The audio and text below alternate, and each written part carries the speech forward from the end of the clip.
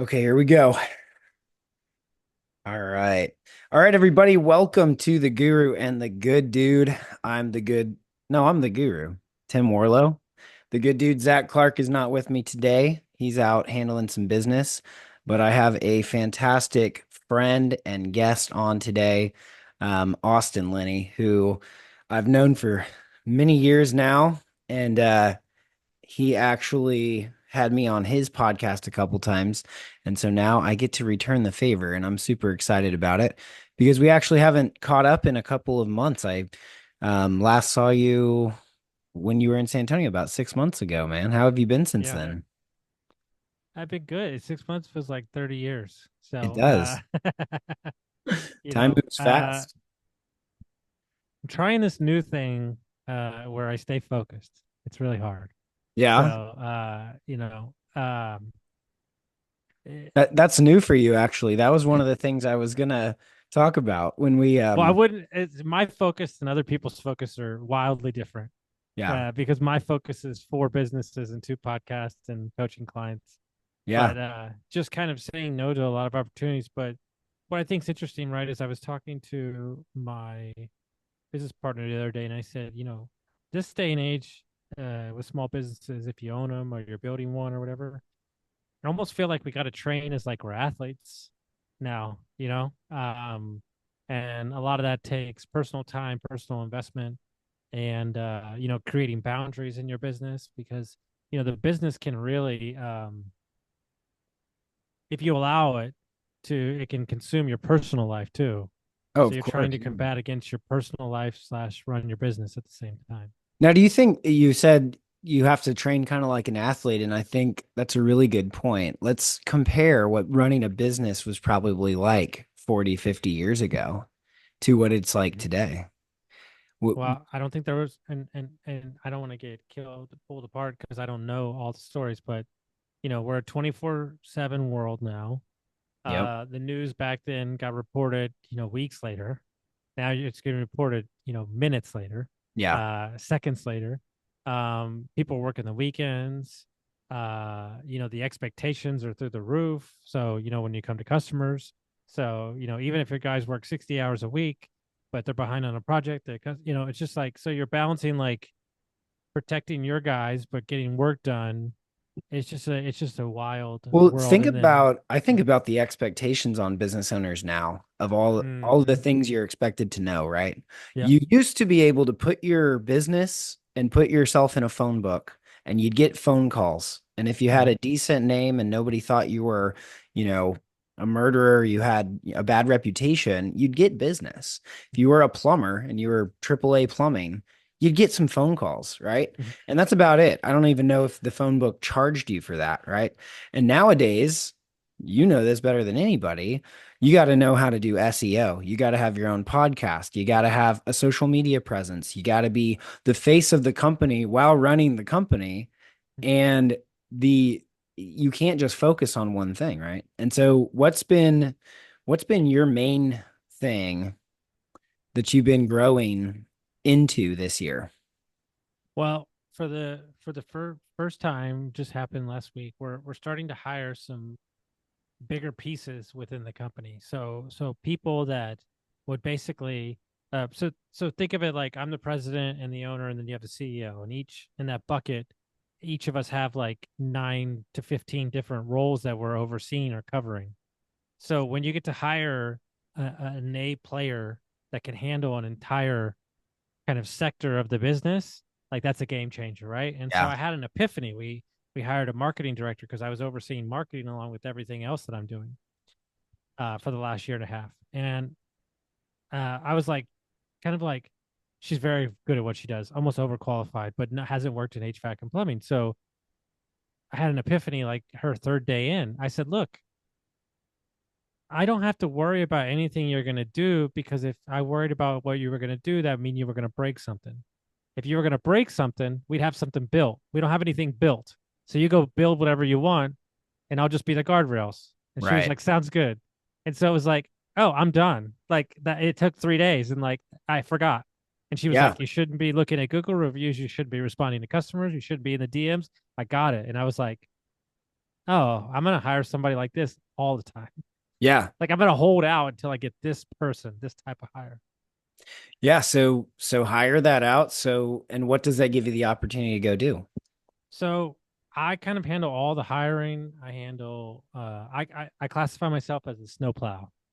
So I clear the way for where we're going and where we want to be 5 years from now. And then the team plants the seeds behind me. So I Yeah. handle recruiting, branding, tough negotiations. We're looking at two acquisitions right now, moving into a new state. I kind of oversee all that.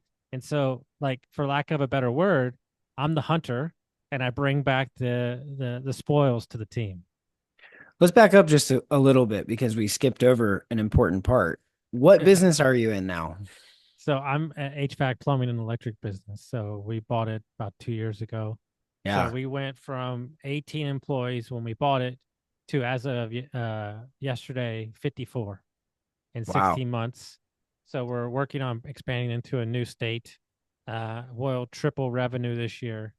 It feels like we've 10x because I can feel every dollar. So we'll go from 3 million to almost 8.5 million this year. So That's awesome, man. yeah. So I think it's a really interesting story, and when you mentioned that your new job or your new skill is focusing, I want to back up a little bit because when I met you, you were in lending. We met during COVID. You got into coaching. You were on the road coaching mhm, business owners, real estate agents. You were the Airbnb guru, sure. and after a lot of kind of digging around, I mean, every time I talked to you, there was a new kind of um, person who had this opportunity, somebody out there crushing it like, that you could get involved with. And at some point, you kind of just let all that go and said, no, this is the thing. And it was business acquisition. Um, what changed for you when you talked about your trajectory and then winding up running an HVAC company? So I realized what it was is like the arenas that I weren't in were not big enough. And you kept trying to find this thing and you go, oh, I'm going to do this thing, but it's not like, okay, this can't be it. Yeah. And so I had an epiphany when I was back down in Texas 2 years ago. Is I told myself after I was like soul searching on what I want to do, I said, I'm only going to run races moving forward that I can't win. I only want to hike mountains that don't have a top. Yeah. And So it's, that's what I kept. There is no end in business. yeah. You can always hire another person. You can open another location. There's no end. And I say this because I guess I'm a masochist, but there's never a problem not to solve. Yeah. Yeah, no, I'm reading an awesome book right now called How to Make a Few Billion Dollars. Yeah. And Great guy. $7 billion companies. and six exits. I think he still Yep. has one company, but $6 billion exits. But one of the first chapters he talks about that is that in the beginning of his career, he was complaining a lot. He was like, "Oh, this is a problem. This is a problem. This is a problem." And his mentor sat him down and said, "What do you think your job is, man? Where do you think the value of what you do is? You, the bigger the problem, the more the payoff, the more the potential to be the guy that hits it big, right?" And so your mindset shifted. You realized problems were not just day to day BS, but that was opportunity. And I also, I don't want to get into the whole story because there's too much great stuff to talk about. But long story short, through all these trials and tribulations, we didn't know if we were going to close the business. This went on for a very long time. There's a lot of backstory. You can listen to other podcasts if you want about money stolen and all this stuff like that. But what was crazy is I hit an inflection point where I said, no matter what happens, I'm seeing this through. If I got to jump on the grenade and take the hit for the whole team, I don't care. This is it. This is my hill that I'm dying on. It's either going to close or it's not going to close. I don't know. I don't care. But I was in a real tight spot where I had 12 hours and I was in one of the roughest spots of my life. And I just told my dad, I said, look, he goes, man, you never want to hear this from your father. He goes, man, you're fucked. He goes, he goes, you're screwed. He goes, Yeah. I don't know how you're going to get out of this. And I said to him in that moment, I said, you know what? It's going to be all right. I just kept saying, it's going to be all right. And I went on a really long drive, listened to some music, And the next day, it worked out, last minute, whole thing. And ever since then, we've just and it was like that point of like no return in my life where I've like walked away a million times right before I'm at the gold. And Hmm. the moment that I committed 100%, everything started folding the other way, the right Yeah, way. you willed it into place. Yeah. Now, I got to ask you, the music you were listening to, was it Creed? Creed and Nickelback only. Yeah. Man, Yeah. I love that, dude, because yeah, those times where you feel like you're at this point in your life where like everything is make or break, it's all on the line. The reality is it's usually not, right? Like you've acquired skill sets that'll get you back to where you need to be. It feels like Sure. you work all the way up to this mountain that you're at the peak. But just like you said, that wasn't the end of it. You closed the Well, deal and then what? it's a You know? justification for us to feel safe. Yeah.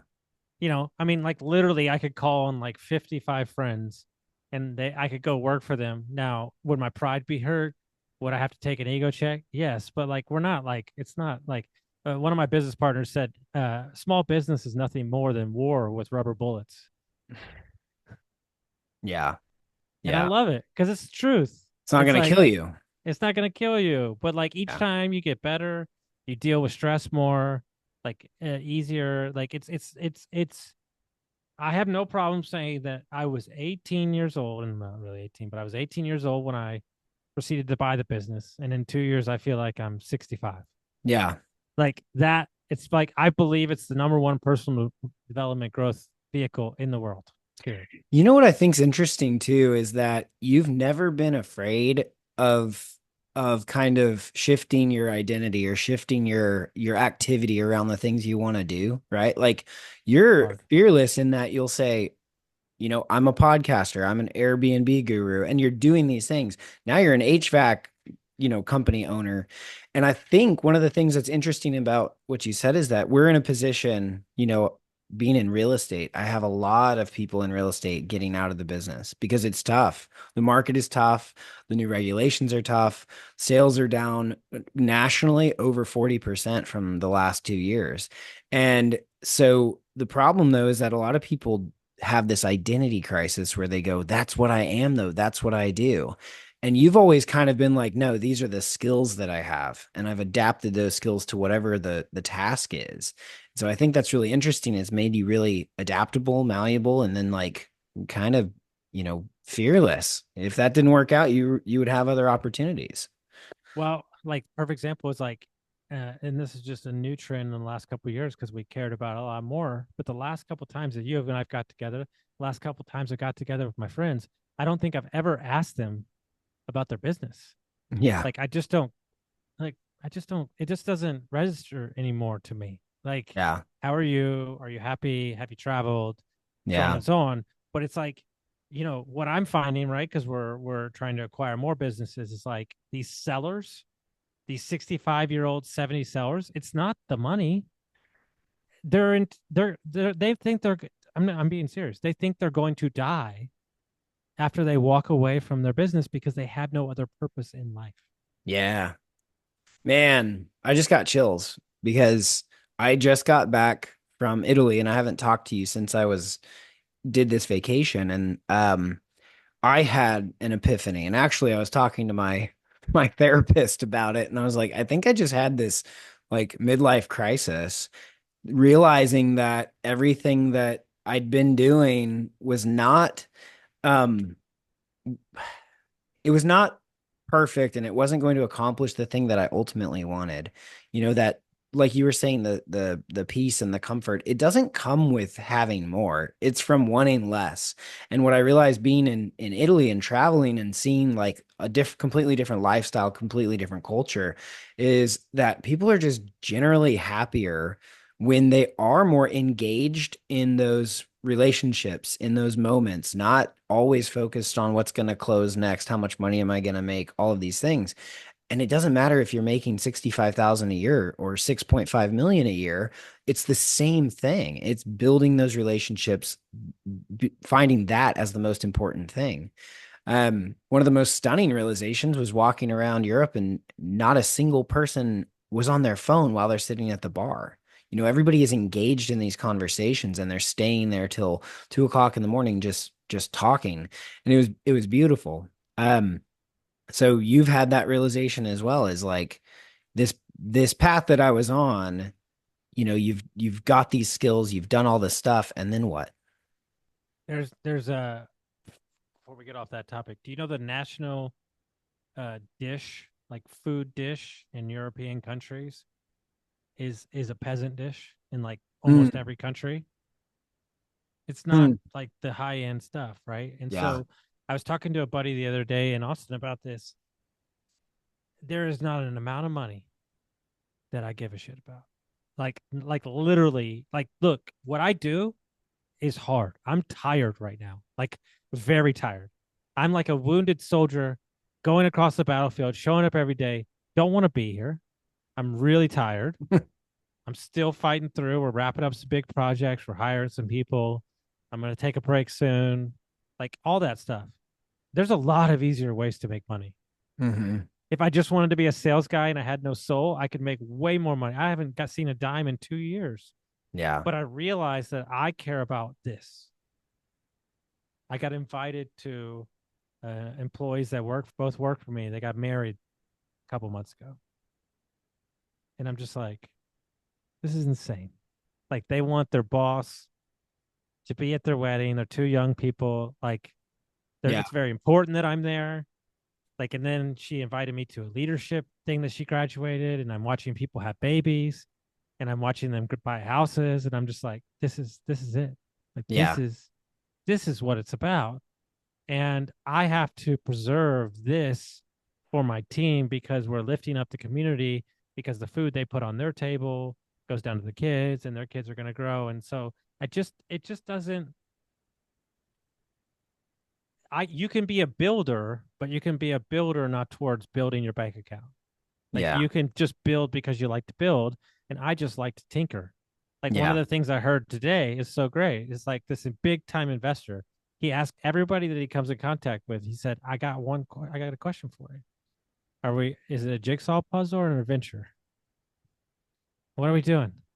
We figuring out how to put pieces together, or are we going on an adventure? Because you tell me which one and we're going to figure out which way. And I'm like, oh, that's perfect. Yeah, no, that's a really interesting way to look at it. And I think like many of us are sitting back looking at a jigsaw with a bunch of pieces on the table, going like, I don't even know where to start. It's themselves. Yeah. They're the jigsaw puzzle. Mm. They're the jigsaw puzzle. And they're going, I have all these skills. My favorite thing to Mm. do in the entire world is to take somebody that doesn't have any skills in our direct field and unpackage all the ways that they could crush it. And Mm. Yeah. that's like my specialty. You It's know, like I you find, find all this.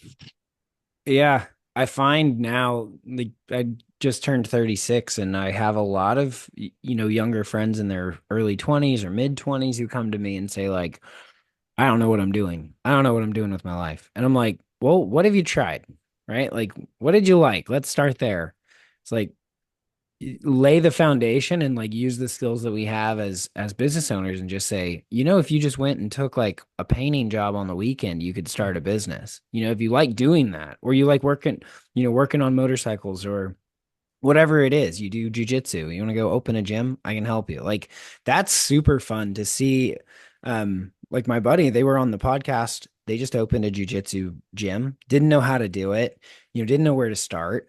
And he has a full-time job even. And we found him a space. I helped him with his business plan, helped him tinker some things, like use some of Hormozy's methods, like things that I've learned. And he's crushing it. Like 3 months in, they're absolutely crushing it. They're already super profitable, and they just won two back-to-back championships in a local tournament. And I was like, yeah, you can do it. You just, you need the go on the adventure. Because like a lot of people want to play it safe too. We're going through the negotiation and he wants to sign a 2-year lease. I go, fuck that, dude. Sign a 5-year lease, sign a 10-year lease. You can't go into this with the belief that you're going to fail. You just have to believe in yourself and then take the chance, and then just go do it. Go do what you committed to do. And so they're doing that. I'm super proud of people that take that step. Most people don't. And I would venture to guess, I don't know the guy, But because he's chasing this passion over here, whether or not it makes him millions, his job is doesn't really matter anymore. Yeah. Doesn't mean he's not working hard. It Yeah. just means that stress around it and the negativity gone. Yeah. And so Oh, yeah.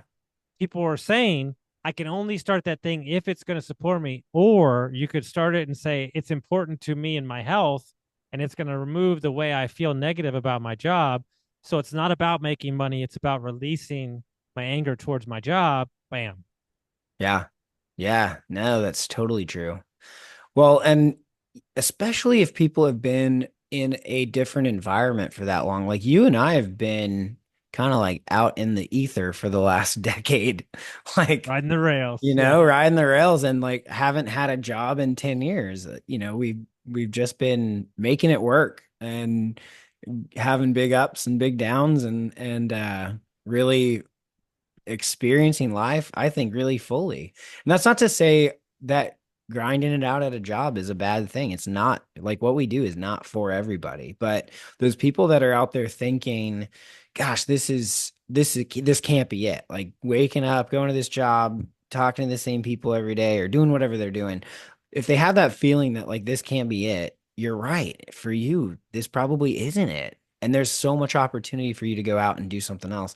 And so I know you've leaned in really heavily into not just recruiting and hiring, but mentoring the people that Sure. work for you, showing them the path forward. Do you have any stories around that? Like recently, somebody coming out of their shell or just doing something amazing?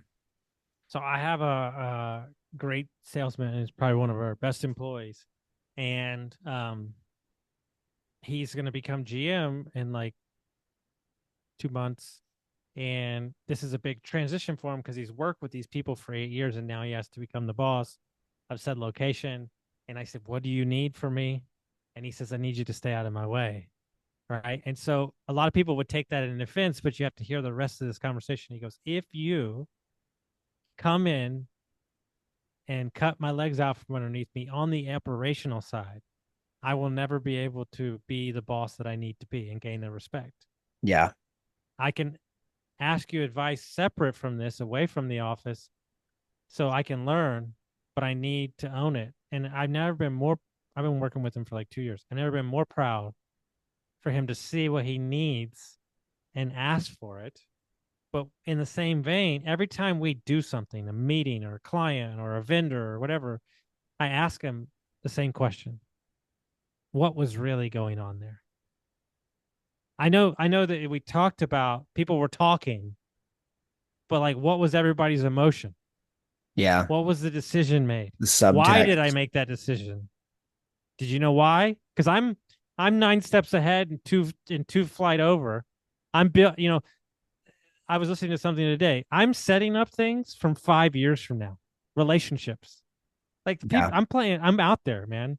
Like we don't need you now, but I'm gonna get to know you for 5 years as an economic developer. Like people aren't doing that. They're not setting it up for that many years from now. Yeah. Yeah, absolutely. Because they're very short. A lot of people are very short term. And in a way, we're kind of conditioned to be that way. Like, first of all, it's kind of like this it's this dichotomy, right, between believing that you're going to live forever and like understanding your mortality and like saying that at any moment you could die. Like there's this acceptance of both realities. And so like for some people I know, planning for their future always felt like um put building their hopes up or thinking that something was going to happen that might not happen. But like I believe human beings can't live without dreams. They can't live without like thinking big. And they won't be able to even do the small things if they don't believe in the big things coming to fruition. My staff thinks I am like out of my mind because I'm like so positive that it's like awkward. Hmm. Like because I just don't know another way to live. Yeah. Like even in the worst, like I'm like, "Oh, it's gonna be awesome. Like it's gonna be great. Like we're so close." And they're like, "What the fuck are you? What are you talking about?" And I'm like, Yeah. "No, it's gonna be great." Because I would just rather live that way then be like, well, it's gonna be rough. And yeah, that's business. There's ups and downs. There's too much work. There's not enough work. We did too many hires, not enough hires. Like it's just the way it is. And so why Yeah. don't we like I'm like, oh man, it's so like I tell them all the time, like, hey, we're swinging like 20-ton units with a crane. It's like adult Legos. This is insane. Do you get to see what you're doing? Like, this is so cool. And they're like, this is pretty cool. And I'm like, yeah, dude, like, this is awesome. And you just have to remind them sometimes. It's like Yeah. really cool what we get to do. And yeah, it's a grind. I tell you right now, I don't think, and I'm not trying to get on my soapbox, I don't think we have enough respect in the American society for how contractors, roofers, HVAC, plumbing, electric, these trade people show up every day. This is backbreaking work. It's cold. It's hot. I really Yeah. don't. I've been out in the field many times. I'll be out the next 2 days. It hurts, Yeah. and these guys do it every day. That's interesting, man. So your podcast, Construct Your Life, started because you did a little bit of contracting work, but it was Mm-hmm. like changed your life, gave you Yeah, that opportunity to like there use your is body. we've lost touch with our hands. Yeah. We've like lost touch with like doing things. Like everything's digital now. It's quick, it's fast. Like We're soft, man. We're yeah, soft. we're soft. And so they're like that's why everybody says, "Oh, it's a waste of time. You're making too much money to be having somebody mow your grass." I'm like, "If you ever take mowing my grass out of my hands, I will hurt you." I Like hate it's mowing the my thing. grass. No, So no, no. I yeah. absolutely love it. Here's the deal. True story. When I go visit people, whether it's them or their parents' house, and they got like 5 or 6 acres, I will ask to mow it. Yeah. Like That's I funny. just think it's the greatest thing in the world because I enjoy that. Okay. Yeah. And so what we've done is we don't allow ourselves the things that we enjoy anymore. And that could be woodworking or playing the guitar or skateboarding or whatever those things are. We don't do it because guess what? They don't make us money, but we can't show up to make money if we don't do the things that we love. Hmm. Yeah.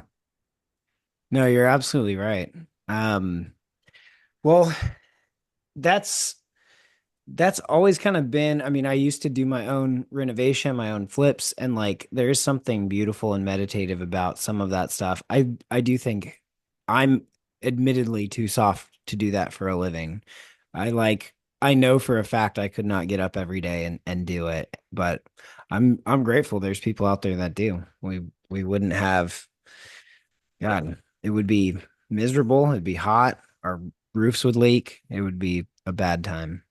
Well, I think that you and I live in a world where we don't mind getting our hands dirty, but we are more of a uh, inspirer and pusher of ideas and people.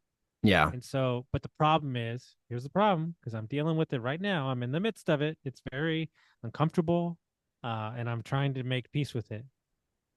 Our biggest and greatest purpose in life is to do that, but we've been taught our whole life that the only way to define actual work is by hard work. Mm. And so I'm trying to make peace with Austin. You connected with these 7 people today, or you found this new business to buy. They wouldn't give us an Ohio license. That's a whole other can of worms. The state's acting ridiculous. Well, I found 2 businesses to buy in 2 days. And to solve our problem. That's work. But I don't, Right. in my mind, it doesn't register as that's work. Yeah. Yeah. Well, and that's the beauty of, I think, getting into like building a skill set that is, you know how to solve a problem, you've done it before, or you're thinking outside of the box and there's a creative solution. It starts to not feel like work. I'm sure the first time you acquired a business, it did not feel so easy. But No, there'll be but many yeah, books about it. Yeah. yeah. Did you say you'll No, but write a book about it? there'll be many books about it. But there Yeah. was there's this guy called the Founders Podcast, and he is the wildest dude I've ever met in my entire life. Like I've never met a person. You cannot be in this guy's presence without being inspired when you leave him. He has a singular focus. He reads autobiographies and he talks about them. Hmm. That's it. Nothing, and he's the best in the world at it. His podcast is super popular, and he says, "So let me get this straight." He goes, "I'm really good at X, but you really want me to be good at Z. But I love X, but you want me to do Z. Well, I'm gonna do X. Thank you though." And he Yeah. just doesn't. He does not listen to anything else out in his world. Like he's like, "I'm gonna do this. This is what I love. I wanted to grow up when I was a kid. I read books every day. I get to do this for a living." And they're like, "You should start this and this." And he's like, "No, I don't want to do any of those things." And so I find that singular. It's this thought of like, I think a lot of people are really good at stuff. I don't think a lot of people are great at stuff. Mm, yeah. Well, and that's okay too. I think like there's a Yeah. lot of people who do amazing things with just being like good, you But know? guess what? Those And people that do good stuff, they're really great at being a dad mhm, or their son's baseball coach. And that's what they truly love. They're only supplementing freedom, yeah. here to get that. Yeah, no, and I think too, like some people figured that out way before we did, that like that was what we were Ain't that the chasing. truth? Yeah. We're both chasing our tails, trying to find like meaning in the outcome of what we're doing. The reality was the meaning was in the input. It was in the work itself. And there was a whole other world over here of like relationships and openness and closeness and vulnerability and friendships. And so like it's always funny how you and I are on the same trajectory of just Mm-hmm. like realizing we kind of started around the same time, but it's like, yeah, what's really important changes a lot over time. And I think that's super critical. I think that like if you stayed in that mode that you were in 2, 3, 4 years ago, God, you would have burned out. You'd be, who Yeah. No knows? Who chance. knows? Like same here. If I had just stayed doing the same thing, like that was my sole focus in life. Um, yeah, it just burnout is so real. And you wind up. I know exactly what I want. I'm going to describe it. I'm going to watch your eyes go. Yeah. Yes, please, because it's perfect timing. You just got back. I Yeah. know exactly how I want to work, and I'm probably like a year or two from there, and I'm gonna implement it, and I'm gonna be very rigid about it. I'm gonna go hard in the paint for like 2.5 months, and then I'm gonna go to Europe for a month, Yeah. and then I'm gonna go hard in the paint, and I'm gonna travel again for a month. This Mm. is the way my body and my mind works. It's go, go, go. No, no, no. I am like, there's no middle ground. Yeah. Like I'm either all the way off or all the way on. But when I know that I had that dedicated time, 8.5 weeks, 10 weeks, I'm gonna be the best you ever seen. But now there's no end point, and I'm like, okay, this feels like Groundhog Day. And so Mm. I don't want to call them mini retirements. I don't even know what they are, but I just realized like that's the way I want to operate. Yeah. Yeah. They just call it holidays. The Europeans also figured that out. They get what, seven Yeah, months, 7 months I a year also off. I also have some thoughts on their economy, but that's neither here nor there. So Yeah. I think there's a Well, happy and median. that's what Yeah, everybody wants to say, but that's kind of the point is like they don't need that much, dude. I'll tell you, an espresso and a croissant in Italy is $1.50. It's like yeah, I come back here, it's $10. I'm like, yeah, of course I have to make 300,000, $400,000 a year just to afford a freaking croissant every day. yeah, It's yeah. like, it's the economy is what it is, but their cost of living is so much better. And they're walkable cities. Let's talk about walkable cities. God Mhm. damn it. Like we've got five of them in Well, our whole country. America takes the wonder from your life. Yeah. Europe is a constant wonder because of finding things that you didn't know you were looking for. Yeah. Okay, so think about it. In America, you Google, you go straight to it. Most of the time, you don't even see anything outside of you. But Yep. when you're walking, right? Like there's things that you see when you're riding your bike that I've never seen Yeah. in Texas. I didn't Yeah. even know they exist because you're in a different form of exploring.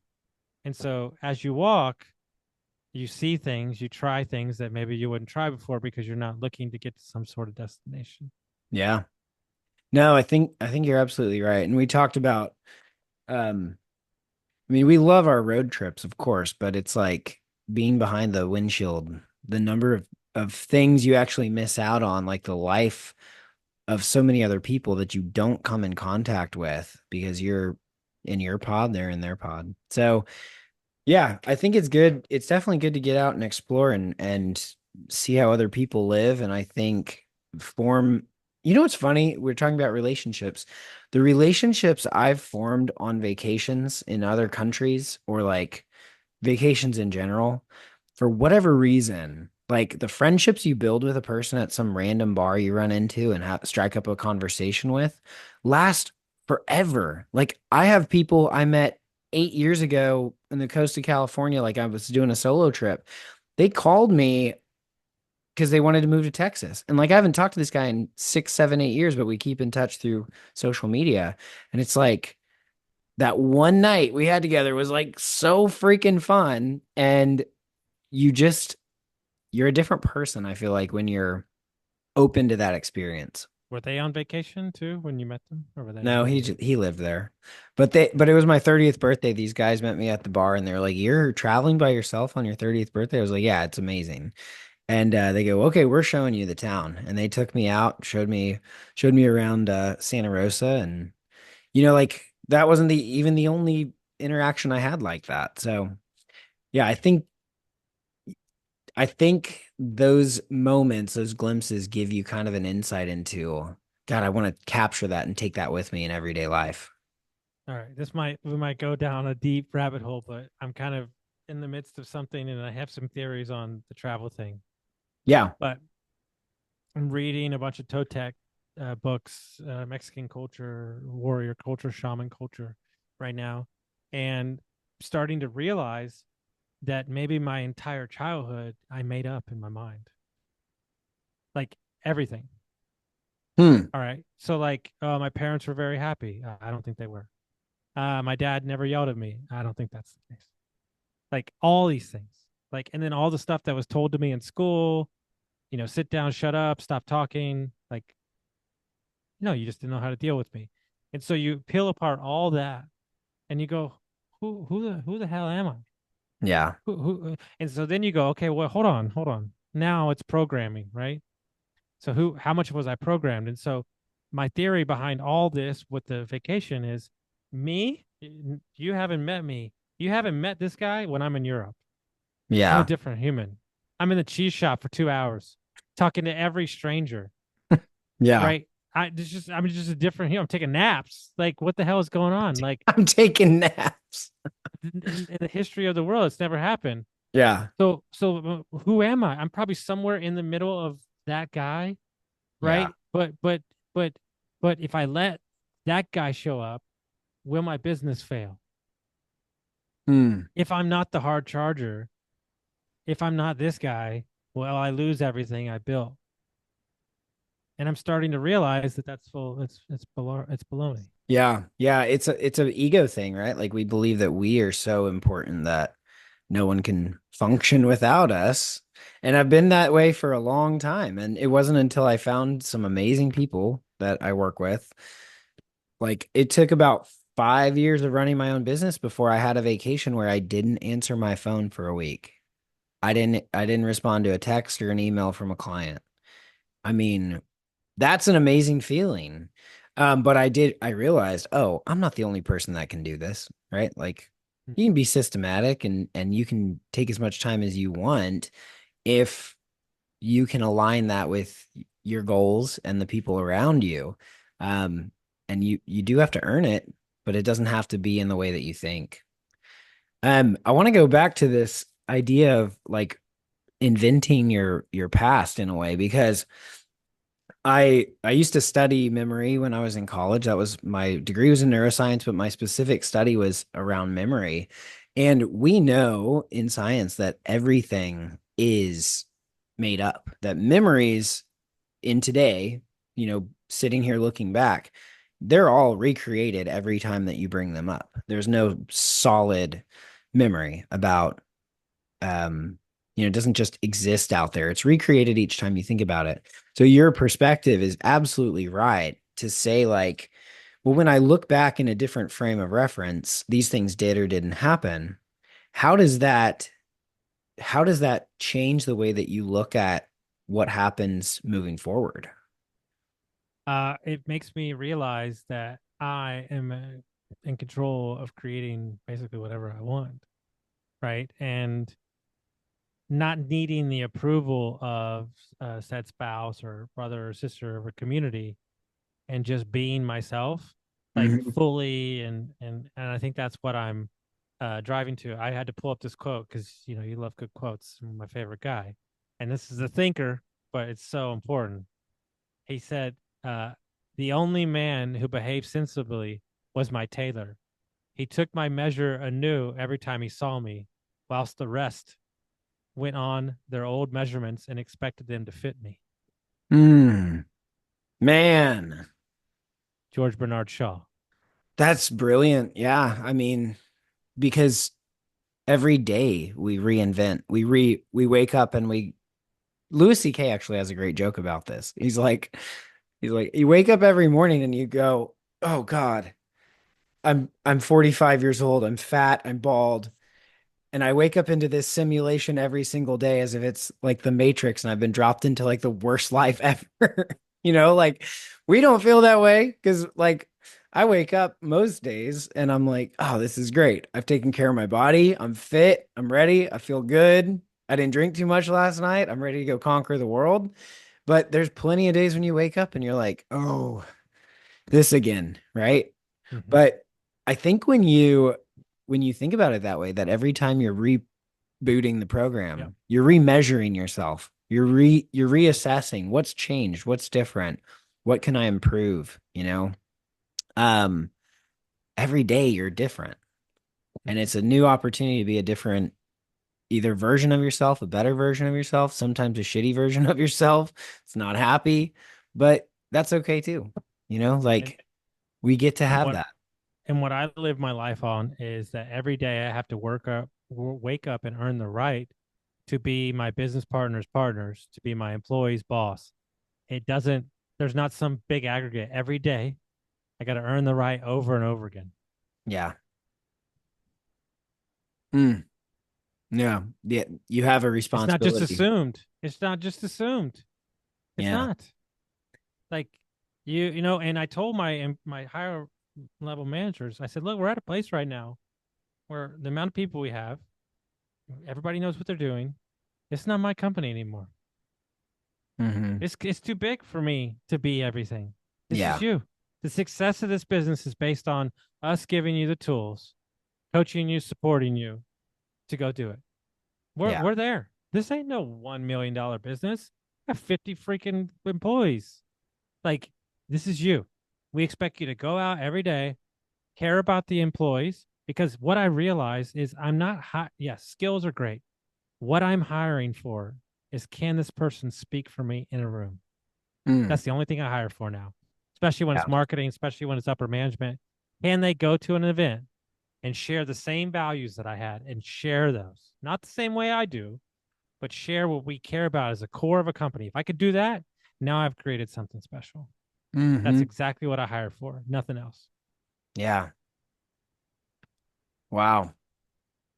That's that's wild, man. I want to ask you about because you have come into this role more recently, whereas like you were solo for so long. You were in Yeah. an RV, you were out doing your thing. What is it like to have kind of had that personal space in a way for so long and now you're surrounded by 55 people, not only in your charge, but just in general. So give me a second because I'm going to share this story twice today. And I don't know why it's coming up. So a couple months ago, I was telling my CEO that I was very like I needed some mountains. Like I need mountains and water like in my life. It's been a long 2 years trying to get this baby turned around and fixed and grow. And I said, but I really can't do that right now. We're just not in a place for me to do that. And he goes, well, that sounds about right. You should definitely not do anything you love so you can be miserable around us. That'd be great. So he's a real ball buster, but he said something to me that changed my life. He said, you are so special of a person that you changed everything about yourself to adapt so this company could be successful. And at some point, we're going to become big enough where you can change back into who you were always meant to be. Hmm. And he goes, I have so much inspiration and pride that you were willing to do that for all these employees. Wow. Because I know you're not that guy. I know you're not the office guy. I know you're not the show up to work every day guy. I know you're not in the trenches. That's not your forte. But I watched you change your entire personality so you could lift up this community and this job. And he goes, at some point, you'll be relieved of your duties where you can change back to who you were. Man. But does it feel like, you said it's been a lot of work, obviously, but you get so much fulfillment out of being this person. But for Yeah. you, because it's not maybe aligned with exactly who you are or who you were, who you're used to being, do you feel like it weighs on you more in that capacity? Or do you, Yes, I do, but not in the sense of like it makes me upset. It yeah. just, I will be able to say, here's the way I look at it. Uh, Part of my job is acquiring new businesses, putting deals together. I can now sit in that room with that 50-year seller and empathize directly with what Hmm. he's been going through for 50 years. I wouldn't have that if I didn't sit in the seat. Had to sit in the seat, had to check that box off for my mental, my life, my skill set, my ego. Had to say I was the guy, Yeah. and now I don't want to be the guy at all. You know, but that Yeah. was but here's the deal. I have a CEO who's a million miles better at me at so many things, the details and all these things when it comes to like running the trenches of a business. But he has a lot of things that he needs to learn that I do well. And so that's my gift to him. And then my gift, vice versa. And so you're just Yeah. finding those people that are growing each other. How do you find people like that? You seem to I, find, let me back up. You seem to find a lot of great people. And like everybody you've introduced me to, in the time that I've known you has been phenomenal. I mean, you attract great Mhm, people. mhm. What is that? I think that, Cassandra or Cassie said something. She goes, you're so you that it's almost awkward how you are.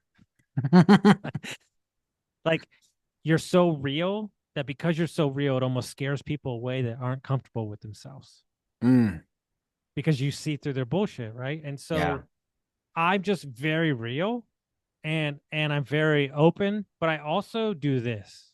I can give my things away, but the long story short is like it's the Joe Dispenza thing. I think everybody brushes the teeth with the same hand. They go drive down the same thing. They listen to the same music.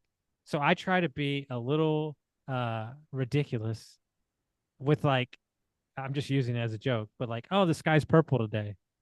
And they're like, what are you Hmm. talking about? The sky's blue. And I'm like, yeah, but I know, but it'd be cool if it was purple. And they're Hmm. like, and they're what the they're like, what is going on? And like, I'm just trying to get them out of this like subconscious, like, like robot world that we live in and get Yeah. them thinking about. But I also have this unique, I always tell the same story. This is a great story. So I used to wait tables at nice restaurants in Austin. And I used to work at a real nice winery. And like tables would leave and tables would hug me.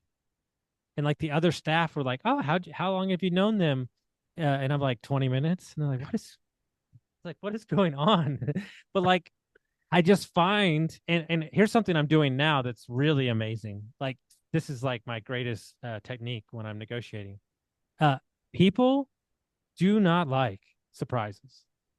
That's something I realize. So and people are busy. So if you just tell them straight up, look, I'm gonna be really direct. I'm not going to waste your time. This is what's gonna happen. Cool. Take it or leave it. We're good.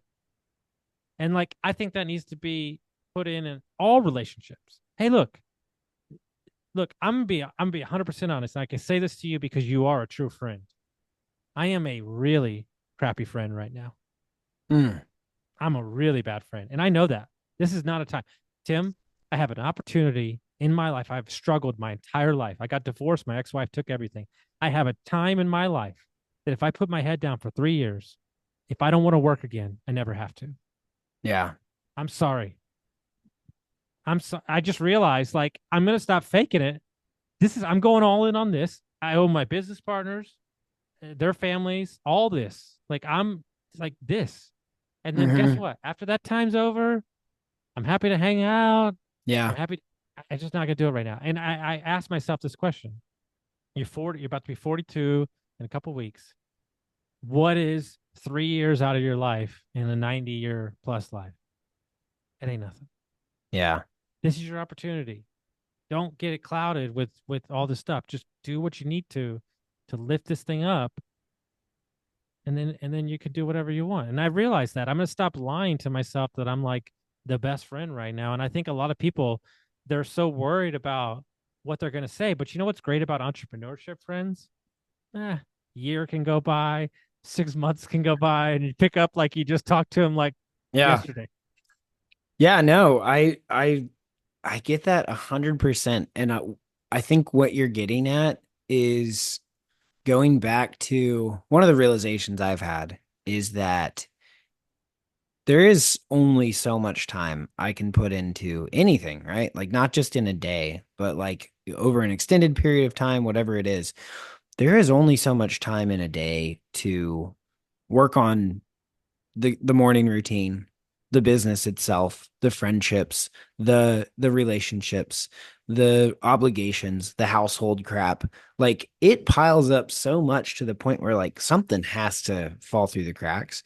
I've got multiple businesses, I've got two bands now, I've got an 8-year-old son, I've got a girlfriend, I've got family around here. Like there really is only so much you can do. And I think like we kind of just have to give ourselves grace with that. Especially, I mean, you're 100% right, man. You're sitting on the gold mine, you're sitting on the rest of your life, and you need that time to focus. And those friendships have to like be on pause, or you can't be as attentive as you used to be. I'll tell you this much, Austin. Last time when we went to Dallas together for that entrepreneurship, I think the entire time we were driving from San Antonio to Dallas, you were on the phone with one person, another person, another person, another person, and they were all doing what? They were taking your time and your Yep. attention, right? Yep. And like Yep. you were letting them because Yep. I think that at a certain level made you feel good. But that Yep. was all a distraction, I Mm-hmm. think, from what you really not only wanted to be doing, but now you've realized you needed to be doing. Yeah, 1,000%. And something I want to share. I've been waiting all podcast to share because y'all need to understand that like we're cruising around like 800 episodes, 700, something like that between Brain Dump. Tim has been listening. He was one of the original listeners. I should still have it. If I don't, I need to. So like 10 or 15 episodes in, I get a DM from Tim and I'll probably throw in a cuss word, even though you might have not said it in it. But you were like, "Hey, Dick," you're like, I was like, "The podcast is about your guest, not you. Stop talking so much and ask questions." Right? Oh, And it was like, "All right, well, I guess this guy's really got some, feedback here." And then, but then you text me like 350, and yeah, you were like, "Hey, wow, like you're a great interviewer, you're really grown up here." And like I yeah. can't tell you how much that meant to me, because that is a big deal. Dude, I think you, of anybody I've ever met, you put in the reps, right? Like you said you were going to make a podcast 6 years ago now, 5 years ago. I don't know how long it's been. And I didn't know you were going to do 800 episodes or You know 200 what I episodes a decided? you know year. what I, you know what I decided? What? Here's you of all people love this. And it's people think I'm out of my mind. I decided that before I'm done I'm gonna do 10,000 podcasts. Hmm. All right, and hear me Why? out. Hear me out. Hear me out. Look how much my life has changed Yeah. with 750 episodes. So my Yeah. next marker is 1,000, and then 2,500, and then 5 grand. And I asked myself a simple question: what could happen? Hmm. What could happen? And think about all those videos that are going to live online and all the books. I'm going to write like 10 books. I just asked myself, like, what could happen? Like, Yeah. look at all the doors, the business partnerships, I mean, it's like, so that's what I asked myself. I don't know. I might change my mind, but, it's just something to think about. Hmm. I mean, yeah. It's what I do love about podcasting, and for you, I'm sure this is true after doing this for this long, but it becomes like a marker of your timeline, right? Yes. Like you could just drop into episode 200 and be like, "Oh, that's what was going on in my life at the time," right? Like you're very personal about what a lot of the things going on, the stories you're telling, the people you're meeting. Um, so I think that'll be really cool for you. I think that You know Andreas, right? yeah. Yeah, yeah. So, you get lost in it. Sometimes you're a host, right? You're just like, oh, it's just another podcast, right? So I interviewed him. This is after he had a son. Hadn't had his daughter yet, and he messaged me after we did the podcast. He said, "I just want to let you know something." He goes, "I'm not one to do social media and stuff like that, but my grandmother now has a record of my life. My son now has a record of my life. My grandma thinks I'm famous, and you know, after that, she passed away. A little bit Mm, like after that, like a couple of years, and it just made me realize, like, oh, this isn't just some record button. hmm. Like, this is just as important for the guests as it is for me and for the people that are listening. And you're Yeah. 100% right. Like, anytime I'm having a really bad day, like I can't get out of this rut, like I'll go listen to like the first podcast I ever did, Wow. and I'm like, oh, who was that guy? What is going on? And it only took me 500 episodes to get a good mic and good lighting, like, and it's just like, it's just so cool. And so one of the things that I can tell you, I'm so excited, finally found the right person. I'm taking 52 of my rants, and I'm creating a book called The Life Lessons, and I'm going to tell my addiction story in the beginning, but I'm so excited to like kind of release this thing. And so there is so many mediums that this mic and these conversations can do. I'm really excited to do that. And so, Yeah. anybody that's thinking about it or writing or they want to do art or anything, like they want to play music, like just do it, man. You need to do it. Yeah. No, I think you're right. And um I think you're probably one of the most authentic in that respect of just saying, I'm gonna do this thing, and then you just go execute it. You just go do it. And I think, no offense, but there have been plenty of times where I'm like, okay, sure, Austin, you're gonna go buy an HVAC company in Pennsylvania. No, look at you Sure. 2 years later, dude. Yeah. May Dude, turning dude, it you into haven't you haven't heard this a story 20 yet. million dollar company and You haven't heard this story yet. This is a true story. And I gotta say this because people are gonna think it's a joke, but I swear it's not a joke. And now I use it as a joke to make people laugh. So I buy this company. I'm dead serious, by the way. I buy this company. I've never been to Pennsylvania in my life. I buy this company. I move up there. So the first day I'm there, they go, okay, well, we got to go install this furnace. And I go, what the hell is a furnace? They go, what do you mean? I go, what's a furnace? I go, there's just an AC that you put on the ground outside and it has hot or cold. They go, yeah, not here. Like I bought this company without even knowing what a furnace or boiler was. yeah. Well, you learned. Yeah, you did. You take some notes, you do some vocabulary, watch some YouTube, you're good to go. Yeah. Man, that is awesome.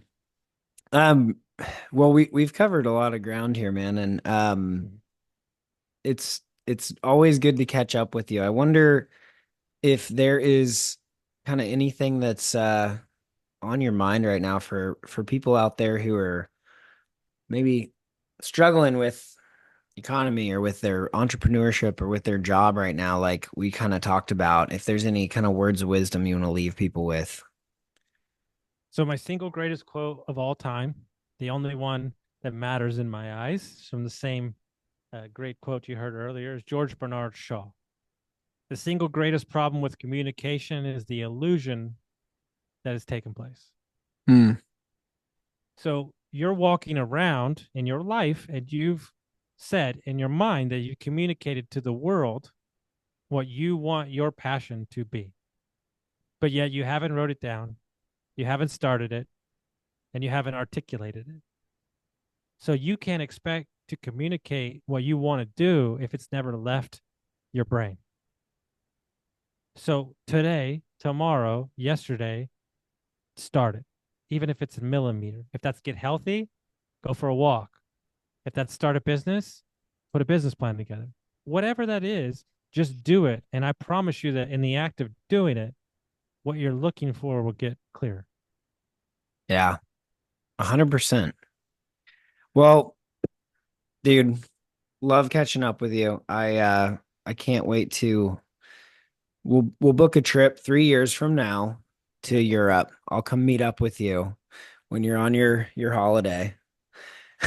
Yes.